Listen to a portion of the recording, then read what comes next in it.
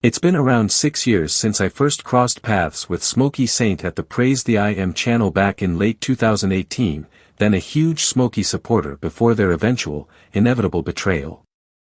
I was rather involved with the channel at the time, but I eventually parted ways due to Smokey or others' increasingly acidic behavior and his decision to open the channel up to non-Christians in a way that seemed to prioritize clicks over genuine apologetic, my original attraction to his channel.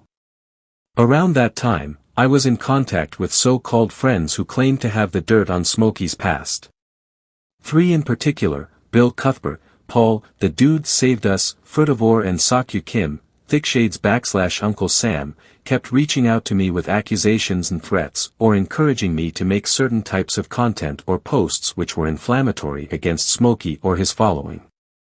They also claimed to have all sorts of damning evidence, including file jackets and criminal records, which he would allegedly send to me or claim to have in their possession. Bill Cuthbert was also heavily involved in this, and together they would try to get me to turn against Smokey. Few of those claims, if any, were ever substantiated, and many of them turned out to be bald-faced lies. I've since realized that I was caught up in a whirlwind of accusations and rumors, without ever stopping to consider the facts. As is often the case with these people, I was radicalized by a hate cult. Once I began to be useless to them, or rebelled against their anti-Christian notions, I then became their enemy, in a fashion not too dissimilar to how Smokey and his crew highlighted their hypocrisy at the time.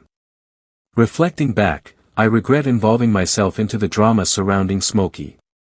Despite all the accusations, I'm still unconvinced he was guilty of what he was accused of, guilty of something, perhaps.